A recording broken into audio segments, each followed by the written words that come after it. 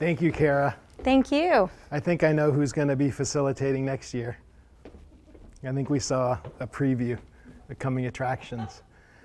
Good, so now I'm back here, but I'm putting on a different hat. I'm going to be presenting some material. I call it Revelation in Real Time. So I hope you're enjoying the Congress in this virtual reality realm. I know there's been some glitches. There's a learning curve. We're trying to solve them as we go along. I'm sure by Saturday morning, all the glitches will have been resolved. No, just kidding.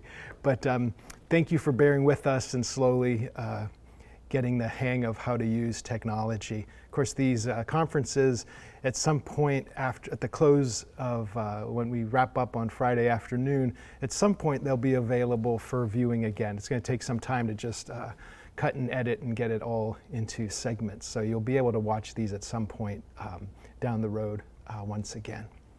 Good, so it's, I always look so forward to Congress. And part of it to me, like it does feel for many of us, it feels like a family reunion. Like every year we come back together and we sit together and we listen to the lectures and we mingle in the breaks, and sometimes there's parties in the evenings that we participate in together. And so it's a bit, of course it's different now. It's not the same sort of thing.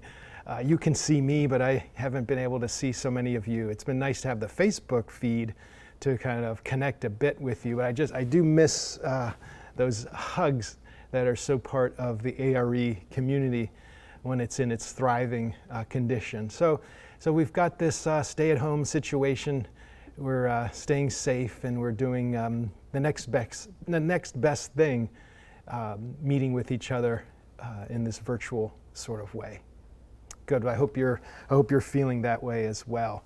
So just a little bit of the background of the talk I'll be giving today. A lot of things, when you become part of the ARE, there's a lot of synchronistic kind of embedding that happens. You kind of end up in certain situations and places and studying certain material kind of before you really know what the intentions are. It's a little bit like the philosopher who said that life only really makes sense when you look backwards, but unfortunately we have to live life going forwards. And so now that I look backwards a bit, I can see why maybe 5 years or so ago, I was asked to explore the Revelation material. And it really took me about 5 years to wrap my head around what the deep messages were in the Revelation. And so that's all kind of been seeded in helping me kind of come to understanding of the times that we're living in.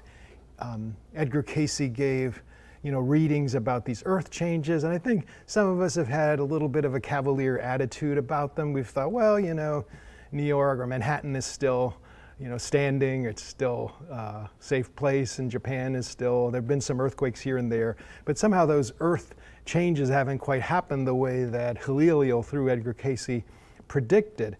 But I think that those of us who had that cavalier attitude, I think that in the last 3 months, I think the Cayce readings have our attention again, because we're looking to see, is this predicted? These readings that had come in the 30s about what might come to this country, might come to the world, that we thought may have come to pass. It seems like we're living in very, very exciting times that I think have a lot to do with prophecy, and I think it's quite clear that this is the beginning, or this is the fruition of some of those prophecies. So today, I'm on the writing on the backs of the speakers that have come before.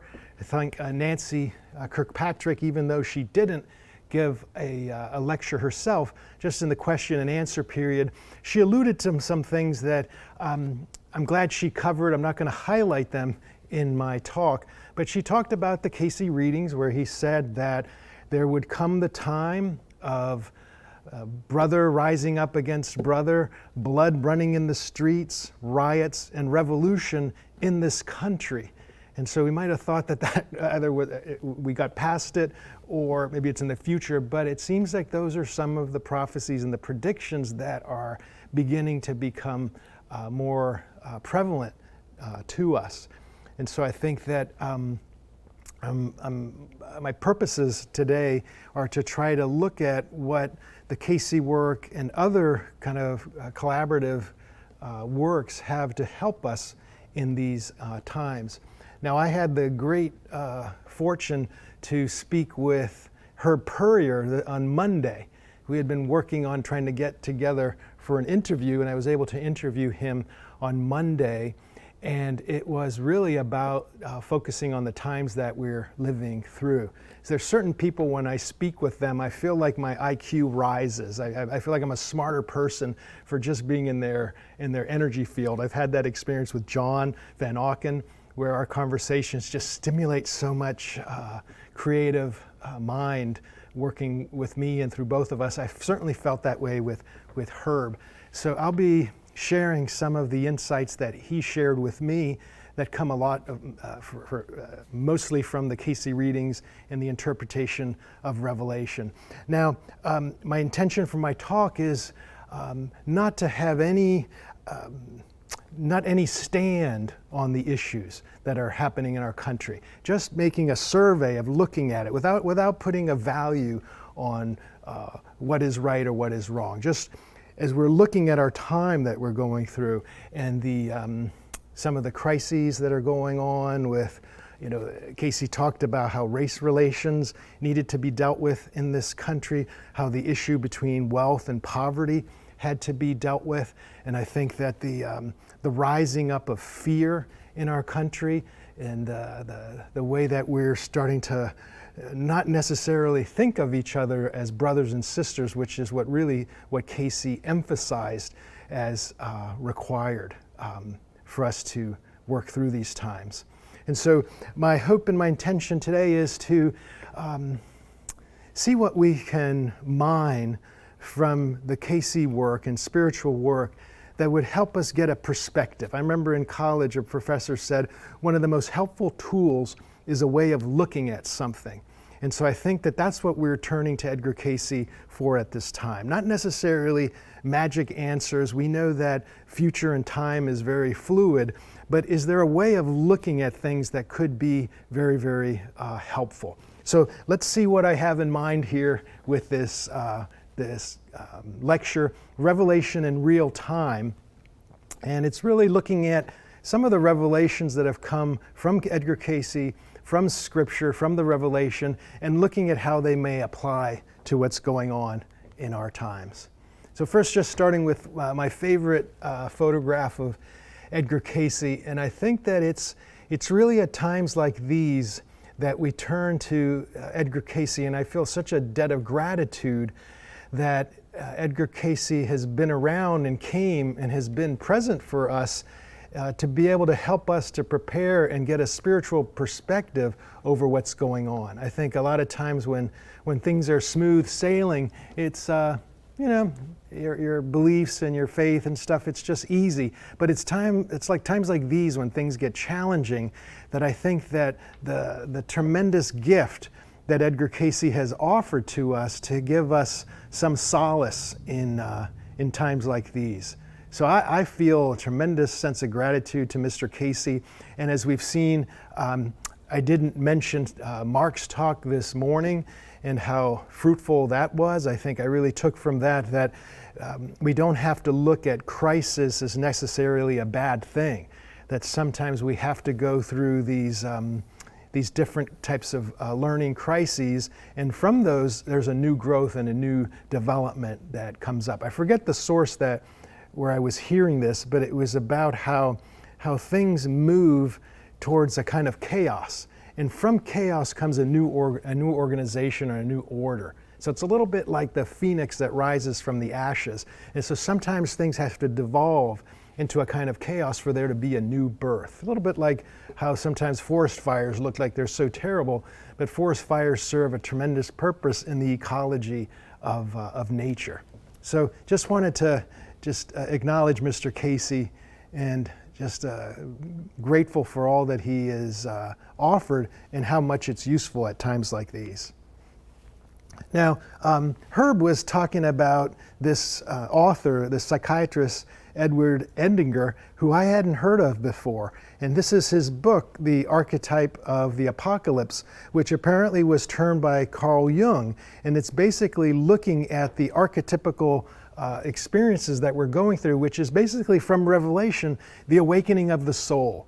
So the soul coming out of the cocoon, and some of that, we'll talk about the birthing pains of a new age. And so that archetype has been with us for some time. But here's a quote from Dr. Edgar. "Nothing is more important than the existence of a certain number of individuals who understand what is going on." And so that's really the hope that I have for this talk, is that a few more of us get an understanding of what's going on, a perspective, and I think that that'll be very, very helpful in allaying fear, because fear brings us into our lower aspects and brings us into brother against brother, sister against sister. But a sense of perspective, moving into our eternal self, is a great, great tool, and I'm hoping that you'll give me the feedback on Facebook, put all your questions on there. I'm going to try to leave time for that. But it's, if we can offer something to the world about preparing a view of what's going on, I think that's a tremendous help.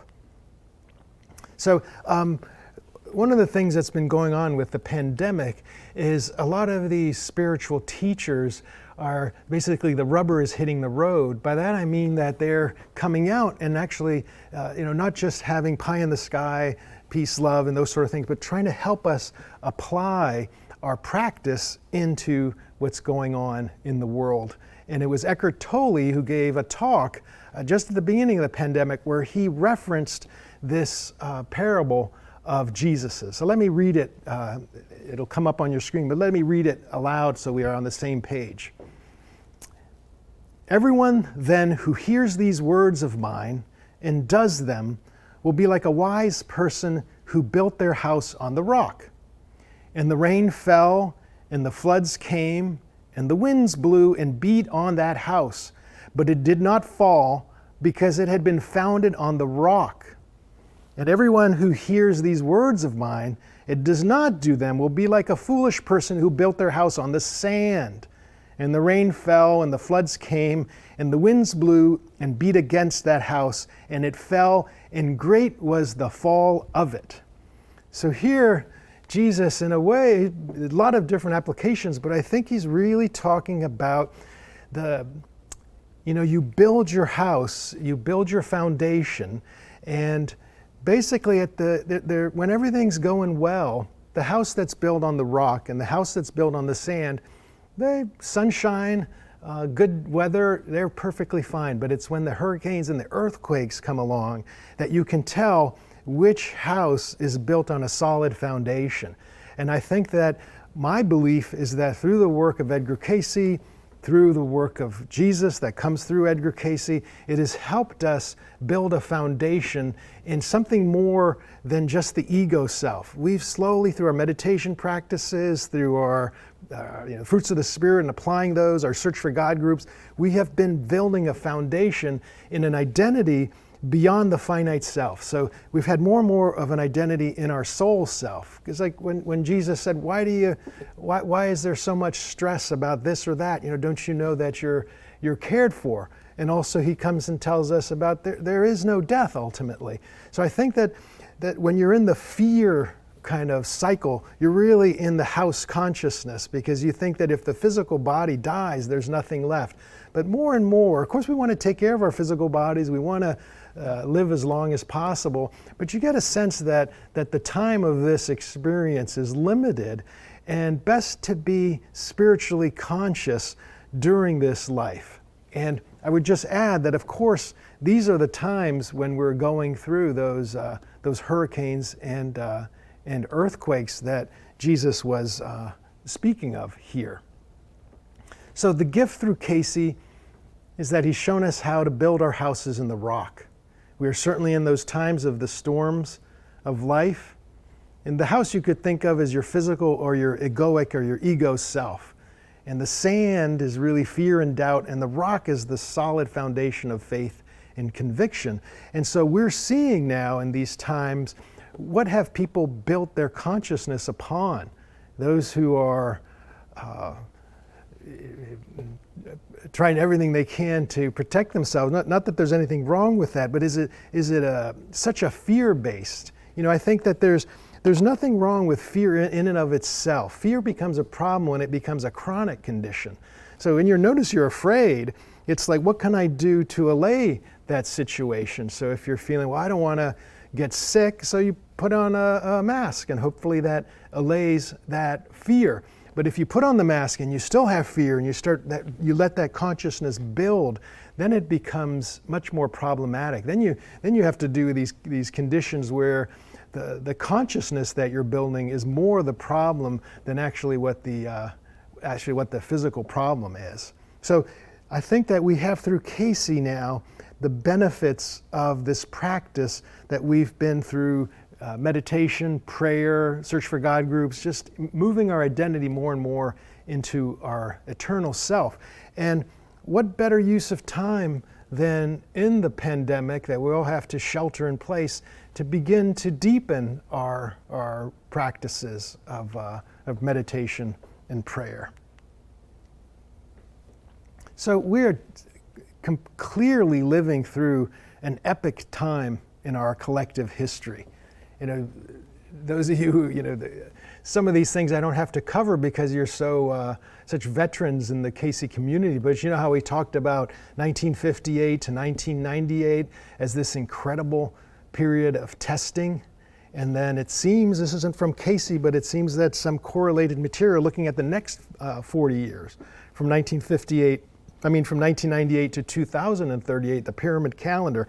So this 80-year period seems to be incredibly important. There's something about this period of testing, the decades of the 60s, 70s, and 80s and 90s, and then coming into the millennium.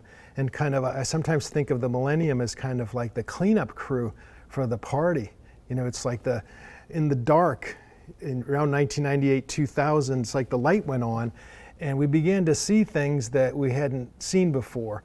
So a lot of times I'll say that it's not so much that anything is really new that's happening in the world, but I think what's new is that we're seeing it.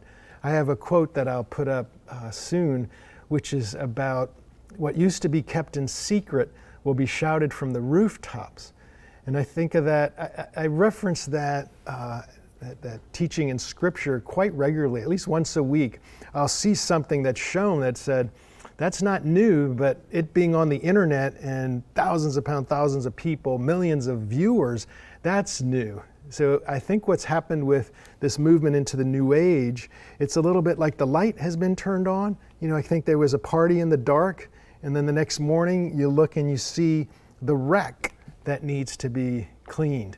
So there's some pain in the light being on and seeing all the cleanup, but the thing is that you can't really clean the mess unless the light is on. And so I think that's part of the positive aspect, and I think that's why all of us have incarnated at this time. I don't think it's an accident that we're here as part of this. I think we've come as workers to try to help this transition happen. And another way of looking at it is the transition from the Piscean age into the Aquarian age. And I remember when I was in college, I wanted to buy a motorcycle. And my parents said, well, why don't you take a safety class first and just see if that's going to be right for you. And after I took the safety class, I didn't want to get the motorcycle. I realized that you're very, very vulnerable on a motorcycle. But I remember one of the things that they taught you in the class is that in any kind of vehicle, you have to be most careful at intersections, because it's at intersections that most accidents happen. On the straightaways, there's not so much that can come out, but it's all the action, pedestrians, cars turning. That's the danger point, the places to be most vigilant. And I would say as a cosmic time, we're at an intersection. We're at a huge intersection of ages as we move from Piscean to Aquarian. And here's that quote from Luke: "What was kept in secret will soon be shouted from the rooftops." I think we're seeing that more and more each day. If you think about something that's troubling our world at this time, is it really new, or is it new that it's becoming so public? I think that's more the latter than the former. Now, I want to work a little bit I love this picture of the constellation of Pisces. Sometimes we don't realize that the constellation of Pisces is actually two fish, and so it represents a duality. Now, one of the things that I just realized, it's like sometimes you want the idea that you have, the theory you have, you kind of want it to fit the model that you're trying to espouse. And so I remembered when I was thinking of Pisces, I remember one of the fish seemed kind of upright and one of the fish seemed horizontal. And I was hoping that it was the first fish that was vertical and the next one that is horizontal. Why was I hoping that? Well, as you look at this view, imagine that you're looking at it from this angle. So if you were to put this fish in front of that one, you would get the sign of the cross. And I think that I'm going to work with you on looking on the symbology here in a way that is often used to interpret the cross. So ages last about 2,500 years. So if you look at around here, around 2000, and if you look at Christ at 0, and then 500 years before Christ, that happened to be the time of the Buddha. That was the time of the Buddha, Confucius, Socrates, and Plato. So the initiation of this age, of the Age of Pisces, we oftentimes relate it to Jesus, but it has roots beyond that. So it's kind of initiated by the teachings of the Buddha with compassion and Confucius, which is thinking less and less of self and more of the collective. So as we move along here, now this is also borrowed from Carl Jung. Carl Jung made a timeline of looking at the constellation of Pisces as time moved along it. And so this fish, the upright fish, and you see the faces pointing upward, the cross, this is the mystical aspect of our personal relationship to God. And it's the longer aspect of the cross. And then the arms of the cross are to be the community aspect. This is loving God above all else, and this is loving neighbor. So this is our divine self, and this is our human self. And we'll soon be looking at how time moved along this 2,500 year passage. So as we look at the first fish, now I call the Age of Pisces the Age of Self. And I think this first, which is we associate with Christ, of course Buddha initiating it, this I think is the selfless aspect of self. So here it's about giving it up to God. It's really, I'm not much. My ability, my power has in my relationship to God. As you could say, as Jesus said, in and of myself I can only do small things, but with God's help I can do greater things. And Buddha teaching meditation, move away from your ego self. He would say, sacrifice the ego into the deeper self. Enter into the enlightenment that's available to you within. So this phase, I would say, has to do again with the mystical union with the divine, the selfless aspect, and we consider this the age of Christ, the age of the Christ consciousness. Now let's look at the second fish. And so already you see in the constellation, you see that the constellation has an inherent duality. There's going to be a yin and a yang. And so I'm saying my thesis here is that this is the selfless and this becomes the selfish aspect of self, kind of giving self up, aggrandizing self. So let's look at this aspect. So this second fish, what happens along this time? None of these things are bad in and of themselves, but it's a movement towards, first it was God, and then there's a movement towards, you know what? I'm pretty awesome too. Jesus said about giving it up to God, but you know what? Even if I'm not channeling God, I'm pretty awesome. And so this is the Renaissance and secularism. Secularism is basically the beginning of the separation between faith or religion and the state, which we agree with now. So I'm not saying any of this stuff is inherently bad, but you see it's a movement. This age of enlightenment is really age of reason, age of science, where it's reason over intuition and science over faith. So good developments, but you can see it's a movement into, I would say, more of the human rather than the divine. So it's a general movement in this time away from the spiritual into the human. And my belief is that if you connect this with Revelation, you're moving through here to self-glorification and quite extreme selfishness. And so here's another way that I would put it. It's really the age of Christ and then the age of Antichrist, that which is against Christ. Now here, I'm not pointing out that I don't think that when I first was learning about Jesus, I thought Christ was his last name. I thought it was Mary Christ and Joseph Christ, have a little kid, Jesus Christ. And it took me a while to learn that it's a consciousness, that Jesus, for us believers, became Christ illuminated. And so Cayce calls it the Christ consciousness that we participate in. So you have to know that the Antichrist is also not a person. It's a consciousness. So we can have the Christ consciousness. We can also have the Antichrist consciousness. The Christ consciousness is more the God consciousness, the oneness consciousness. And this is more the me aspect. All of it, what I like to point out is that we drink of both. There's times when we're kind and we're loving and we're in the Christ consciousness. And there's times where we're mean and petty and selfish, and then we're in the Antichrist consciousness. So it's good, I think when you think of Christ and Antichrist as individuals, it in a way absolves you of responsibility, because you think, oh, all of us are kind of neutral and there's only one good guy and only one bad guy, so to speak, rather than thinking that these are states of consciousness which we can participate in, and most of us do on a regular basis. So let's look at this Cayce reading where he's asked about what do you mean by the Antichrist? What does the Antichrist mean as spoken of in Revelation?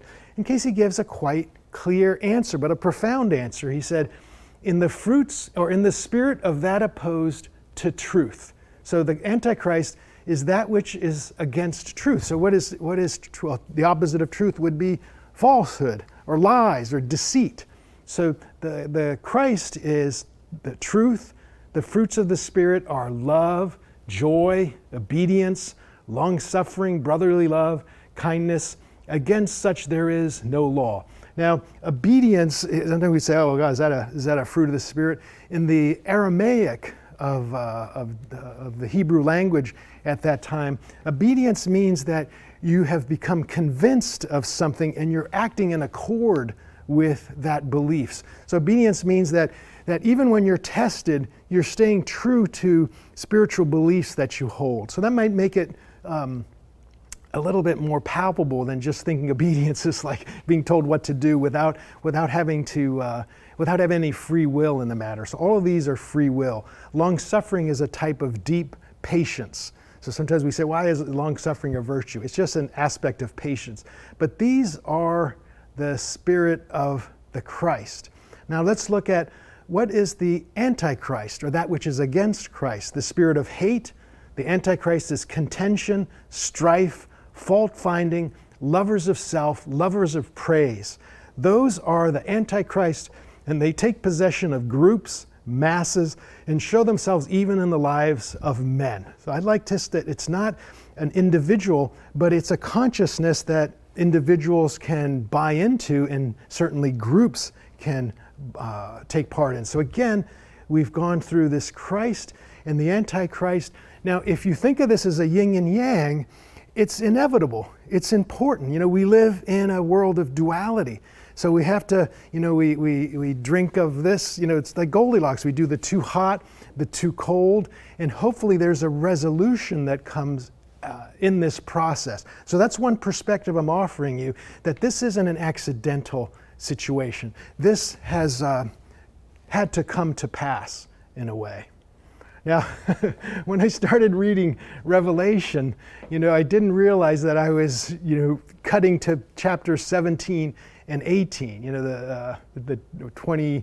The 22 chapters of Revelation. We're already towards the latter part, which is the fall of Babylon. And Babylon, the fall of Babylon on the individual level, has to do with our spiritual awakening, where we're moving away from our egoic, selfish self, and we're moving more into birthing our spiritual self. But that's going on in our world as well, in collective consciousness. The Babylon represents the lower self of selfishness and greed, and it has to come to pass. It's come to the end of its cycle. And again, as we see this is really the end of this fish. It's kind of been, you could see the times in history that seem more positive, but this is the self-glorification, kind of the unhealthy aspect of self-infatuation, you could put it. And eventually there's the movement to the rise of the New Jerusalem, and the New Jerusalem is the symbol of the higher self. So we are going through a death and a rebirth, a painful end of something. But one of the perspectives I hope for you to take is that sometimes things have to end and die for there to be a new birth. And so as we're looking at the global stage, I think it's quite easy to see that the systems that are suffering are not guided by ideals.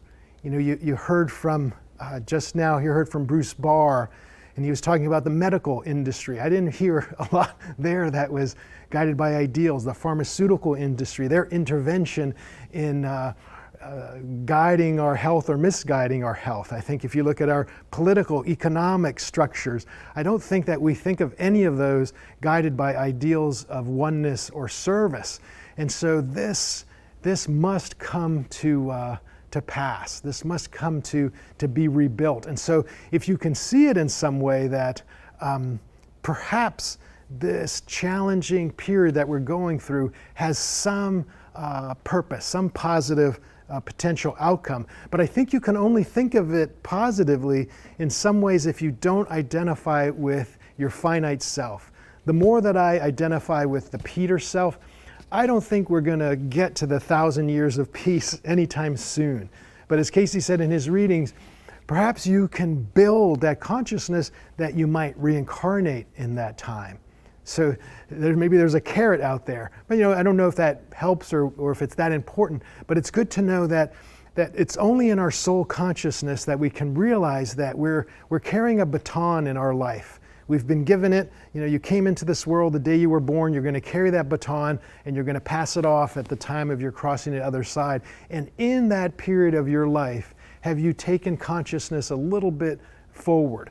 Can you see that that's really the best that you can do in these times? It's not, a good friend of mine, a spiritual friend of mine, she had a dream, and in the dream she saw what happens in the afterlife review. And the main question that she was asked, and people were being asked, is, did you plant seeds?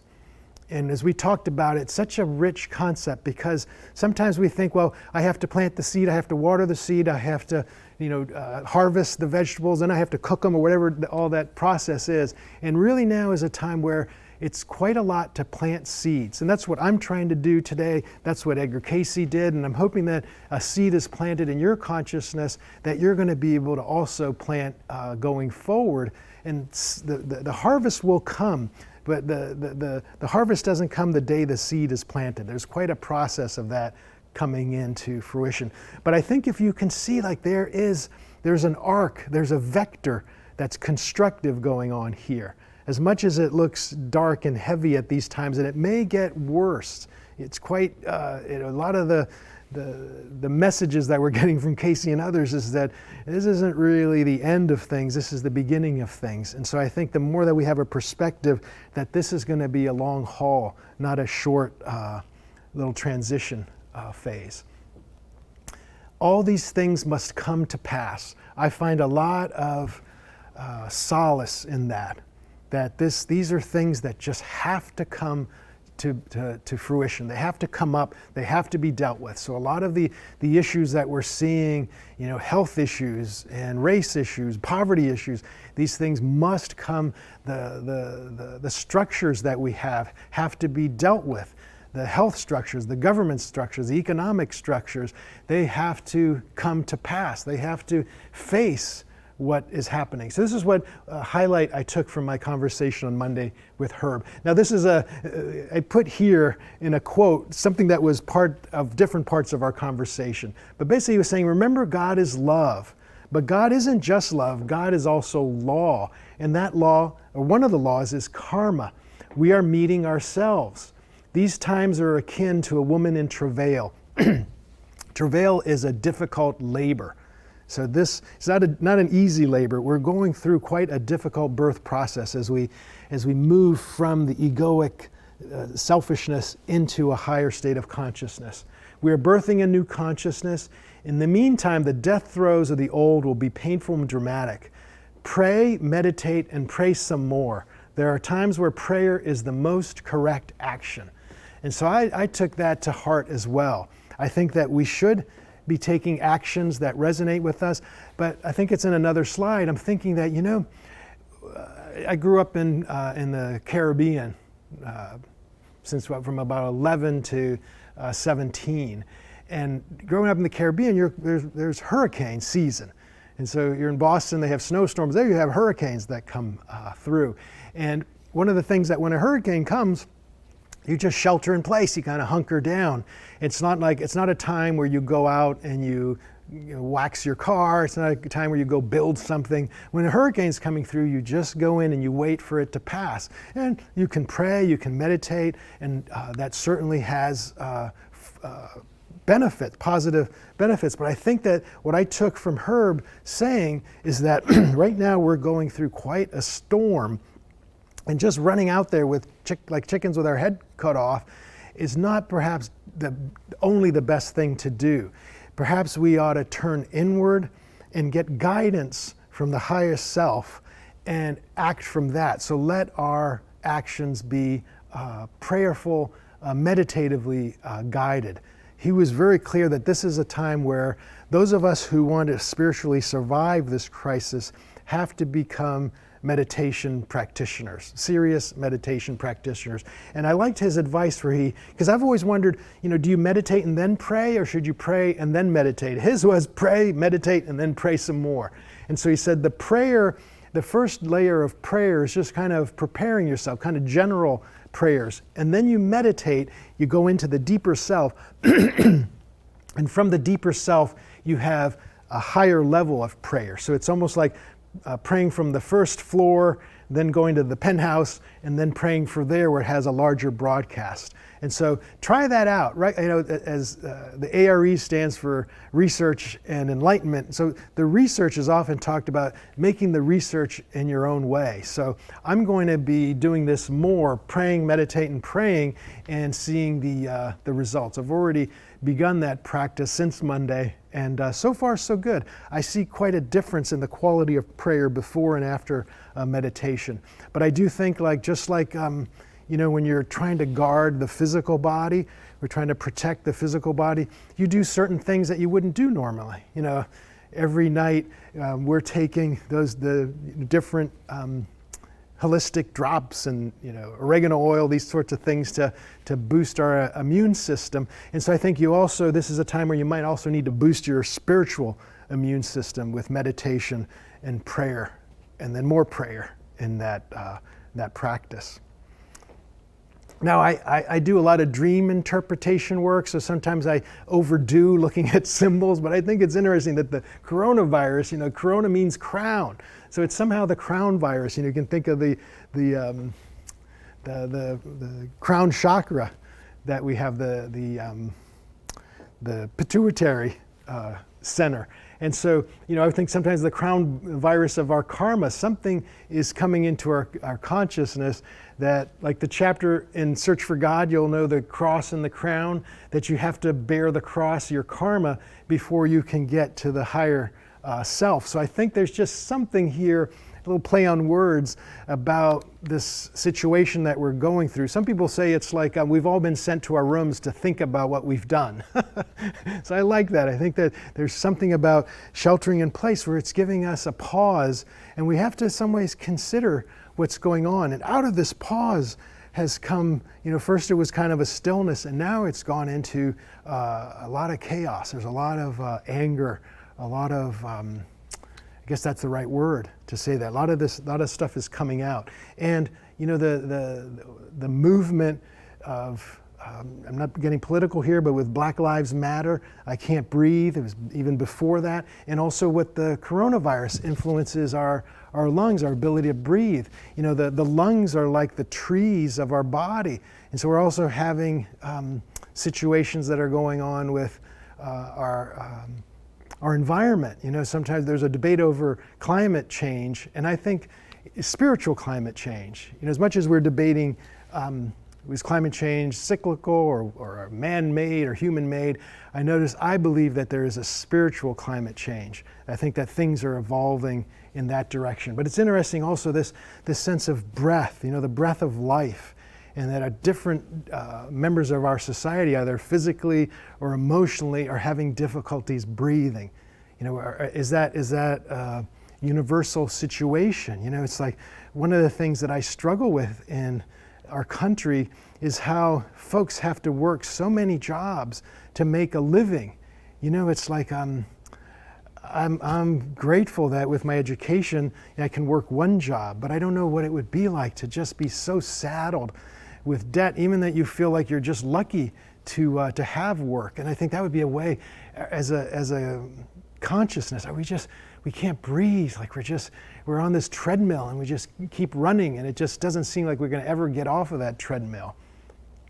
So again, I've covered this, just that is there something in this situation that has to do with a time to turn inward and to reflect and to think. Is there a higher consciousness aware and giving us a pause, a moment to develop, to practice? That's certainly what I've tried to do. I know that the pandemic, the coronavirus, the shelter in place, for many, many people has been very, very difficult. And I know that that's economically, many have struggled. But I know for me, it really came as a blessing. I was on that treadmill. I was traveling and teaching, and I knew that I was neglecting my diet, neglecting sleep. I was just kind of, I guess you could say, like almost addicted to this lifestyle. And now that I've had 3 months to sleep and exercise, I don't want to go back. I don't want to get back on the treadmill. So there has been a profound gift that I feel from this experience, and I think others have felt as well. And I think when we go back to what's normal, oftentimes when I hear people say, is this normal? I say the better question is it healthy? Because oftentimes what's normal isn't healthy. And so as we go back to normal, maybe we can think about, let's go back to healthy and consider, is it all about money? Are there ways, in a conversation I had with John Van Auken about these times, he said he had intuitively gotten this sense of letting go of attachments, things that had to do with money, kind of shrinking down his economic footprint, and just in some way of spiritually and physically preparing for the situations that we are going through at this time. Now, I Googled and I wanted to see if I could find a picture of like a cruise ship right next to a sailboat, and I was very happy to find this picture. And oftentimes I like to think of in imagery, in metaphors. And what I like to think of is that this is the ship, like I think of an age, the age of Pisces has been taking us on a 2,500 year voyage. So this is the USS Pisces. And it's docking. It's at the end of its journey. It's done what it needs to do. And this next ship, we have to board the good ship Aquarius. That's the shift of the moment that we're in. So right now you could say, if I could have put a dock here, we're docking here. And as you can see, the people that would be coming from this luxury liner, they might not want to get on a sailboat. They might say, what? I'm used to my own cabin. I'm used to these kind of comforts. This looks like much more collaborative. I don't know if I like being so close to other people. Now, what I would say is that the challenge that's happening here is the folks that have gotten comfortable in the greed, selfishness mindset, they're not really eager to let that power go. They're not so happy to go into the Aquarian age, which is not an age of self, it's an age of others. It's an age of collaboration. It's the age of the potential to realize the true brother and sisterhood of humankind. So if you have more than others, are you going to really look forward to sharing? This is the age of sharing versus the age of me and mine. And so I think that's the place that we're in. Now, oftentimes what I'll say is that we're all welcome to board the good ship Aquarius, but we have to leave our baggage behind. And I think that's the struggle. I think, how are we able to let go of the things that need to be let go of, the karma, so that we can board? I think that as a tool, think about what it is you need to release, what it is that you need to let go of that would help you move forward. You know, I think that when we die, you don't take anything with you. All you take with you is consciousness. And as much as you look around, it seems that people still believe, like some of the Egyptians, that they can take all of their possessions with them. It's not the way that it is. We all know that. And so all that we take with us is in consciousness. So I think that we're being called in these times to do what we normally do in death, which is to fasten ourselves, to attach ourselves to consciousness rather than the physical. Of course, we need to take care of the body, but we also have to have some faith that it's not just us, that there is a creator that's mindful of us. You know, not that we have to take care of ourselves, but I think when we're motivated by this panic, you know, that the 401k, and then you die because of the stress rather than having any time to spend what you've saved. So again, it might be helpful to think that we're docking, and some folks don't want to make this transition. Sometimes I think of it like a life raft. We're trying to help people come on the ship, come on in. And some people want to pull us into the water. No, we like this. This ship is done. You could say it's arrived and then it's going to sink. The people that stay on this, that's not going to be helpful. This is really, the choice is really sink or swim or come on to here. But I don't think that that's the waking consciousness that's prevalent in these times. Now, another point I want to make is bearing witness. That has come up a lot in the regression and spiritual work. Kara, could I get some water? I'm got a little something in my throat. So it's coming up a lot in regressions where people are having these experiences of not just trying to stay out. They've seen you, Kara. Thank you. No, I'll just drink like this. This is the vodka, right? Or did you bring water?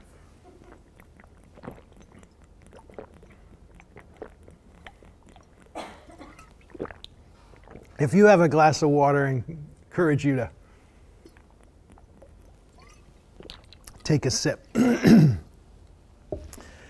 So what's coming up a lot in soul work, in regression work that you heard about when Kara introduced me, is that people are going to periods of time of very, very difficult times in our history, the Holocaust, different times of mass death. And they're sometimes it's with spiritual beings, sometimes they identify those beings, and bearing witness with these at these times. And as I've been playing with that, you know, the definition of to bear witness means to show that something exists or is true. So when you bear witness to something, somehow, you know, it's that thing, if a tree falls in the forest and nobody hears it, did it really fall? If no one bore witness to it, there's no one to tell the story of that tree that fell. And so bearing witness in some ways brings something into consciousness. Now, Jesus has often said he bore witness to God. So his testimony was he had a deep relationship with God, and he shared that. He was a witness of that relationship, and he awoke people to God through his witnessing. They were able to witness themselves. But I think we don't talk sometimes about that Mary was also bore witness to his crucifixion. Now, Cayce said that Jesus and his mother were twin souls. So it's interesting that at the crucifixion, you have kind of the masculine aspect being crucified and the feminine aspect bearing witness. And somehow there's a oneness in that experience. Now, I think of, as I've played with this and has come through in regressions, it's a little bit like God has borne witness to everything that has happened in this earth. You know, we're given free will, and God has, in a loving, patient way, borne witness to all the wonderful things that we've done, but all the horrible things that we have done with free will. So I think there's something very divine about bearing witness. You can only imagine, you know, the suffering of Jesus is so, I mean, they made a movie, The Passion of Christ. The suffering of Jesus is such a theme, but we don't often think about his mother had to watch him. You know, whose suffering is greater, the one who's crucified or the mother of that one? I think those of you who are mothers and fathers and have had to, even if you haven't had a child suffer or loss, you can only imagine it's difficult. I think they both suffer in different ways, but there's a kind of an equality in that aspect. And so I think that as much as you say Jesus bore witness to God, I think Mary represents the human aspect of witnessing. And I think that Cayce said that Jesus kind of was like the Piscean and Mary is the Aquarian. And so I think that we're moving through this period into the Marian age, the Aquarian age. But I think that at this point in time, that we're being called to witness. You know, there's a, like, what do I mean by that? Well, Mary knew what was going to happen. She knew that this had to pass. She knew that this too must pass. But as much as she knew, I still think she had feelings of watching that. I think that was still very, very painful to bear witness to. As much as she had been intellectually, spiritually prepared, the actual physical presence of being there was very, very difficult. And I think that what used to happen, the Christ consciousness, the Mary consciousness as individuals, it's coming to us as a collective now. And I think we are, as Mary, witnessing the suffering that's going on in these times. And similar to Mary, she couldn't do anything. You know, she couldn't tear him down from the cross. You know, she in a way, in that, she knew that needed to occur. And so in some of ours, you know, we can go and we can join the protests and those sort of things, but there are things that are happening that we cannot influence. Very, very painful things that we're having to bear witness to in consciousness. So I think there's a spiritual import to the consciousness that we're being called to at these in these times. And even, you know, here I say as a psychotherapist, we're called oftentimes to bear witness with our clients. That bearing witness is part of healing. So when somebody comes and suffers and the other is able to create a holding space for that, there's a healing that goes on in that dynamic. So as much as it may seem passive, that bearing witness I don't think is passive at all. It's holding the consciousness. The Aquarian age started with Buddha, with compassion. So we're compassionately holding the space in this. We're not trying to numb ourselves out to it, but just holding it. How difficult is that? What a calling it is to try to bear witness to so much of the suffering that's happening in the world. Now, this I also believe that part of this the Aquarian age is some of what had to come to pass is that the Christ had to in some ways be crucified. The Christ had to be defiled, so to speak, as much as I think the Antichrist has to be exalted. There's something that in the egoic world, this aspect is desecrated, and this aspect is consecrated in a way. And I think that completes a cycle. So as much as now we're seeing this Antichrist energy in its fruition, there's something of it, it's pretty much a completion of a cycle. The glorification, yes. Mary bore witness to the desecration of the sacred, the Christ must be defiled, and we've borne witness to the glorification of the profane, the Antichrist must be glorified. Again, not a person, but this consciousness that we're working with. And here again, I started off with this quote from Edgar. Nothing is more important than the existence of a certain number of individuals who understand what is going on. So I hope that you're beginning to get at least some possibility of what's going on. Now, this book, The Archetype of the Apocalypse, Edgar is a Jungian analyst. And so it was Carl Jung that coined the term archetypes and worked with the archetype of the apocalypse.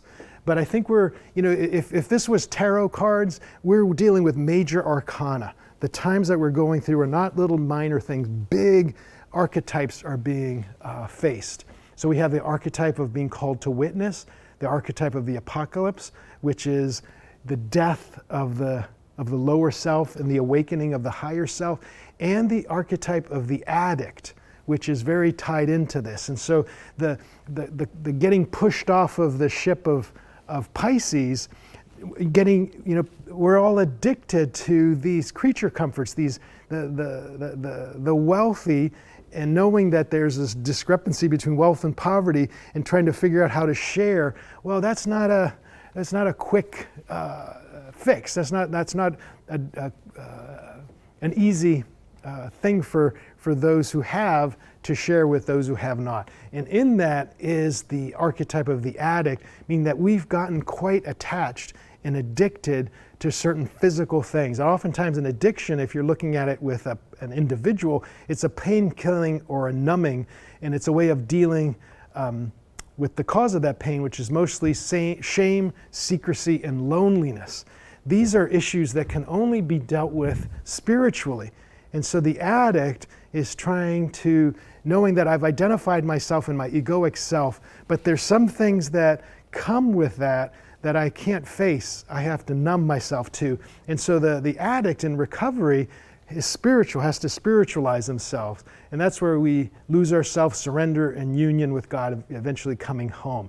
So these are all of these archetypal, powerful patterns that for most people are playing out subconsciously. No one is really saying, no one is out there doing their thing and saying, oh my God, I am so acting out the archetype of the addict. I've got to, that's not happening. Because people are just on automatic pilot with these sorts of things. And you see it if you're on social media. Oh my gosh, there's, before this stuff happened, everybody was friendly. Now, brother and sister friends are turning against each other because they're adamant about their opinions and their fears, and it's creating quite a division. So I'm going to summarize what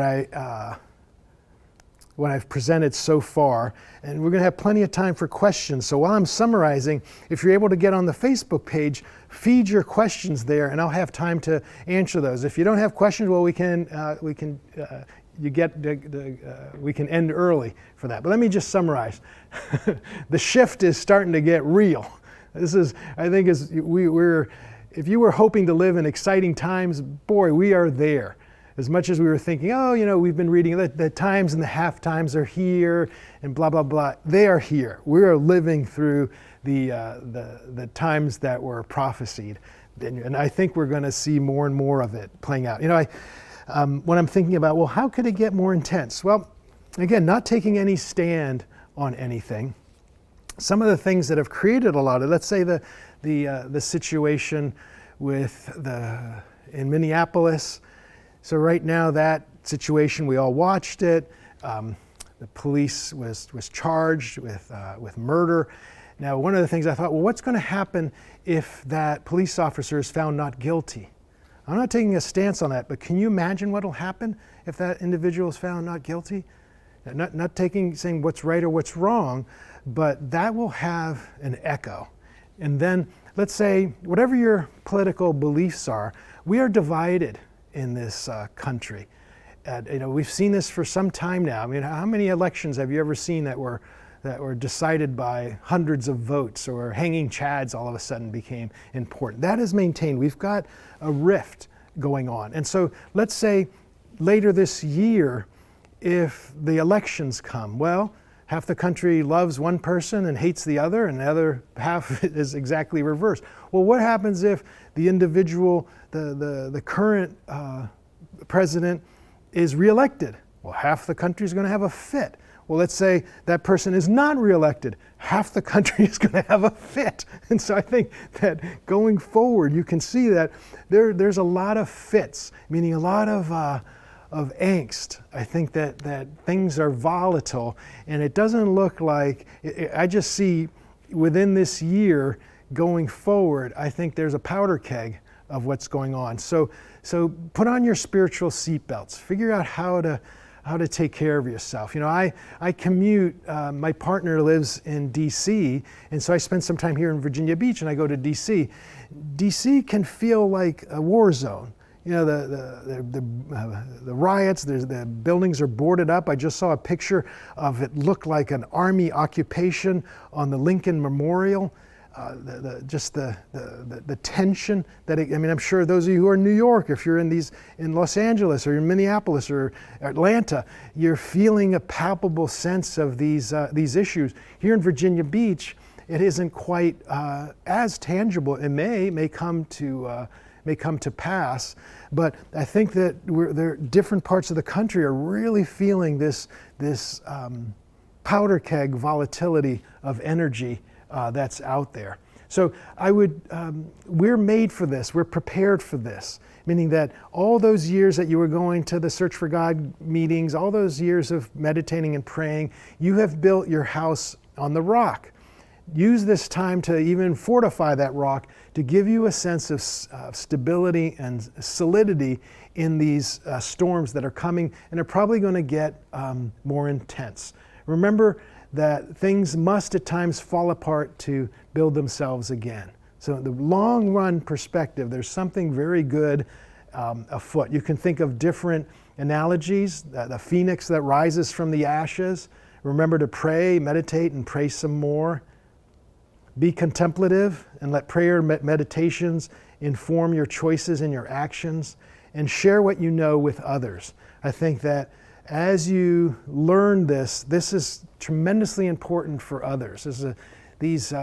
A way of looking at things, again, is so important. If there's anything that you've gotten from this talk, just adding maybe another little piece of the jigsaw puzzle, if it's giving you a sense of, I kind of see, that we're going through these birthing pains. Sometimes I'll think about, let's say the first woman who ever was with child. Can you imagine if you don't have a consciousness that you're pregnant? You just think like, oh my God, there's something moving inside of me. I'm getting bigger and bigger. Oh my God, it's coming out. Oh, it's bloody. Oh, it's a birth. But if a woman can be prepared, or husband and wife or partners can be prepared, they look at it as, okay, we have to go through this process to have a beautiful child.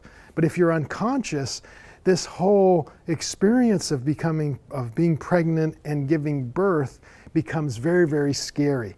And so I'm hoping that in giving this time some view and some perspective, it takes it out of a scary, unconscious experience into, it's the experience of the birthing of a new consciousness and a new age, and encouraging us to have that birth within our own self. Good, so that's kind of the summary of pretty much what I hope to to cover today. Now, are there questions? Is there anything? I see someone's trying to type something, so I don't know. Nothing yet. So there's no questions as yet. Someone's apparently there's some typing going on.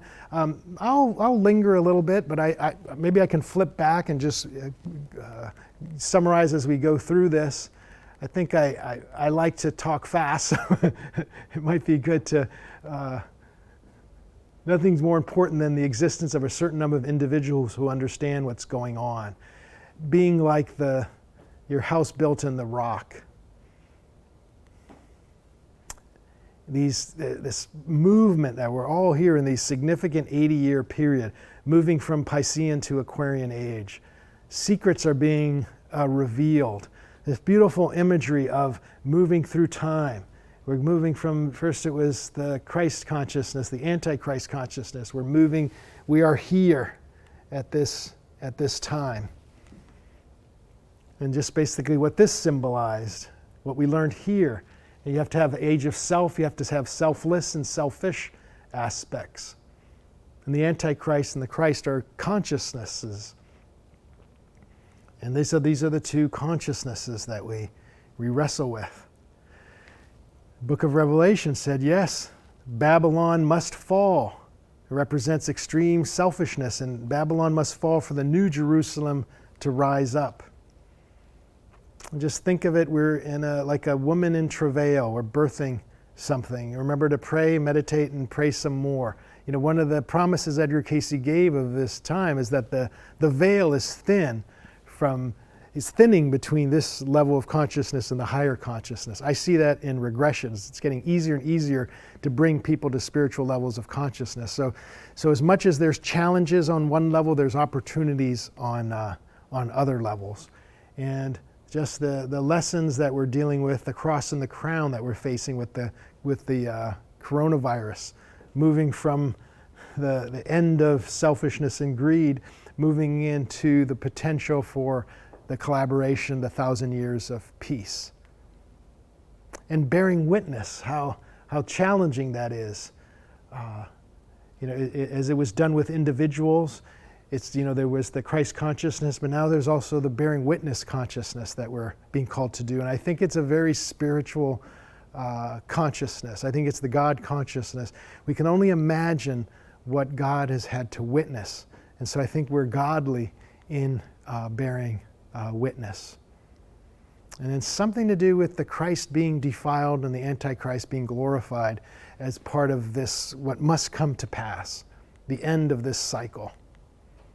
And all of these archetypes, the witness archetype, the apocalypse archetype, the addict archetype, and how the addict, our whole society is dealing with its own types of addiction, and we have to spiritualize. We have to let go of that grasp we are of not dealing with our pain. Cayce says all loneliness is ultimately longing for God consciousness, longing to come home to God. So here's the summary, what I hope you have gained from today. So any questions, anything? Just want to just say them to me. And can you recommend a helpful affirmation for these times? A helpful affirmation. That's a great question. What I remember Herb said is, it's from, I think it's the 23rd Psalm, I dwell in the resting place of the Most High. I think that I'm butchering a little bit, but I'll post it on there. But he said that's what he tries to make his prayer as he goes about his day, dwelling in the resting place of the Most High. And he said he almost feels like a warmth in it's the affirmation that connects to the pituitary center, the highest center, the God center. May I dwell in the resting place of the Most High. And basically what you're trying to do is not get caught up in the drama, not get caught up in the hate and the choosing sides, but trying to hold loving consciousness. That apparently that's what we need more and more of. We need to be practicing the fruits of the Spirit as we deal with these transitions. And it's very, very hard. I'm very present on social media, and it's very easy to raise your hand, brother against sister. So resting in the dwelling place of the Most High. So we've got some good questions that have. Oh, good. Okay, some more questions. This one, any comments on the readings that reference the karma of nations? Any reference to the readings that mention the karma of nations? Yes, I have a feeling that that was going to get covered more this weekend. I think, we still have John Chatat. I think that'll be covered.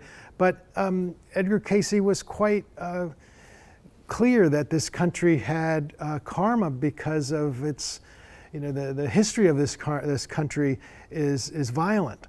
And so that we're having to face, the law is that we have to face our karma. One of the criticisms that he said about the United States was also its tendency towards arrogance.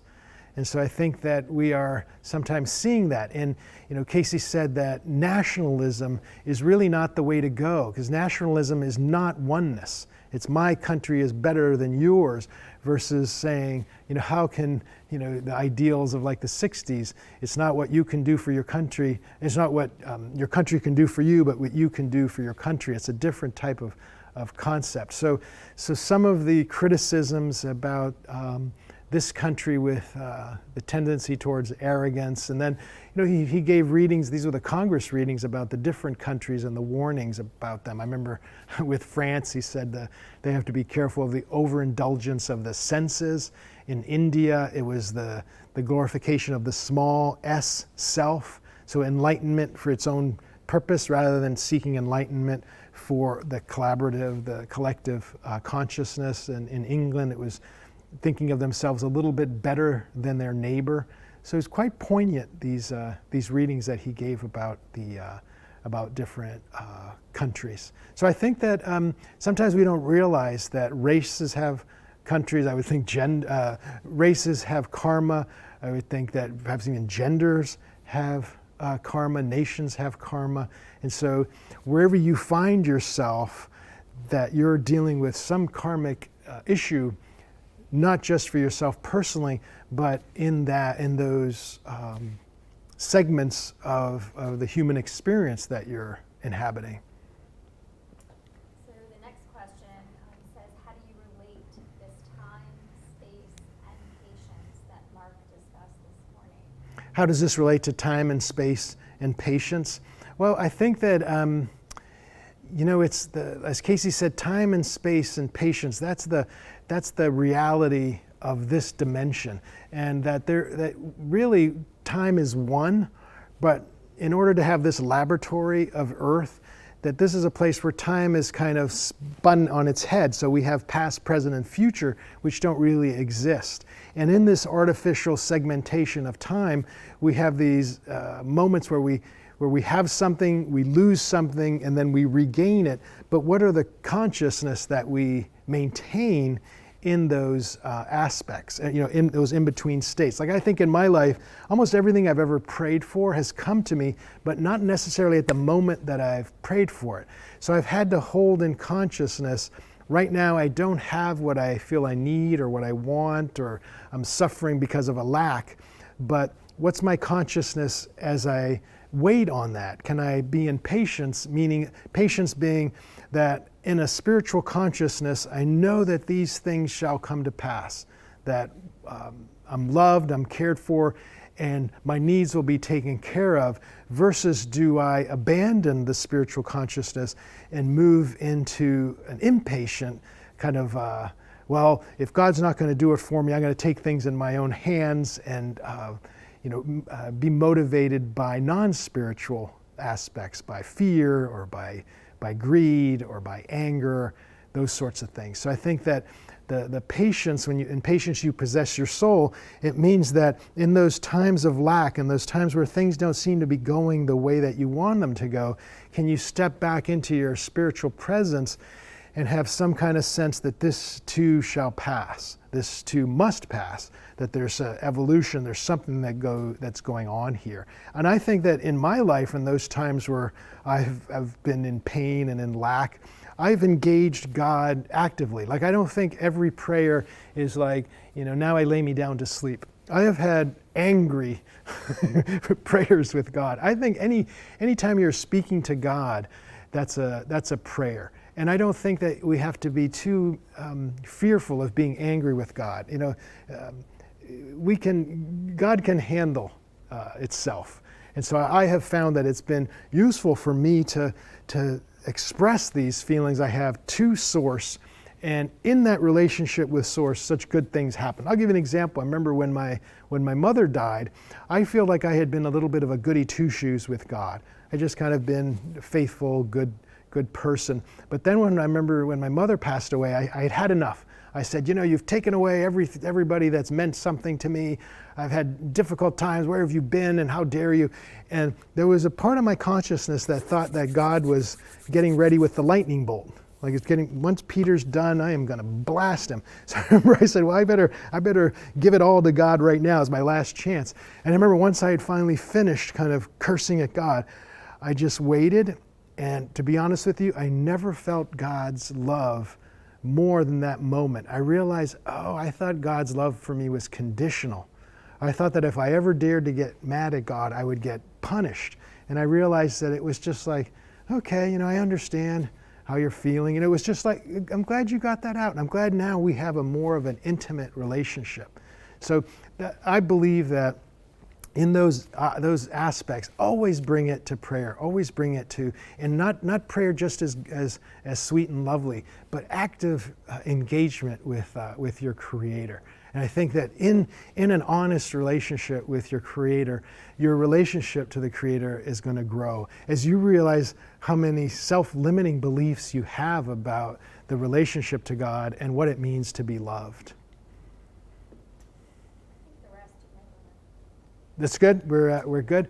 All right. So thank you for this time. I hope you got something out of it. I hope you got some tools here today that you can use.